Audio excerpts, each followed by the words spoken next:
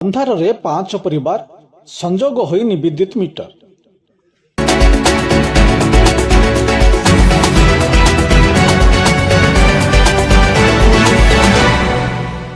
ଏପରି ଏକ ଘଟଣା ଦେଖିବାକୁ ମିଳିଛି କନ୍ଧମାଳ ଜିଲ୍ଲା କନୁଆଗାଁ ବ୍ଲକ ଗୁଞ୍ଜିବାଡ଼ି ପଞ୍ଚାୟତ ମୁଣ୍ଡିକିଆ ଗ୍ରାମରେ।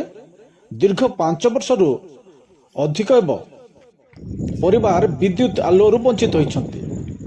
ଦୀର୍ଘ ବର୍ଷରୁ 5 ପରିବାର ଅନ୍ଧାରରେ ବିତୁଚିହ୍ନ ଏଯାଏ ପହଞ୍ଚି ନାହିଁ ଘରକୁ ବିଦ୍ୟୁତ ସଂଯୋଗ, ଯାହାଫଳରେ ପରିବାର ରାତିରେ ନାହିଁ ନଥିବା ଅସୁବିଧାର ସମ୍ମୁଖୀନ ହେଉଛନ୍ତି। ବିଶେଷ କରି ଛାତ୍ରଛାତ୍ରୀମାନେ ରାତିରେ ପାଠ ପଢ଼ିବାରେ ସମସ୍ୟା ଭୋଗୁଛନ୍ତି। ଦିନେ ନୁହେଁ କି ମାସେ ନୁହେଁ, ଦୀର୍ଘ 5 ବର୍ଷରୁ ଅଧିକ ହେବ ଏହିପରି ସମସ୍ୟା ଘେରରେ ରହୁଛନ୍ତି। ରାତ୍ରି ସମୟରେ ଡିବିରି ମହମବତୀ ବ୍ୟବହାର କରୁଛନ୍ତି। ଘରକୁ ବିଦ୍ୟୁତ ସଂଯୋଗ ପାଇଁ ବାରମ୍ବାର ଅଭିଯୋଗ କରିଛନ୍ତି, କିନ୍ତୁ ଘରକୁ ସଂଯୋଗ ହୋଇପାରୁନାହିଁ ବିଦ୍ୟୁତ ମିଟର।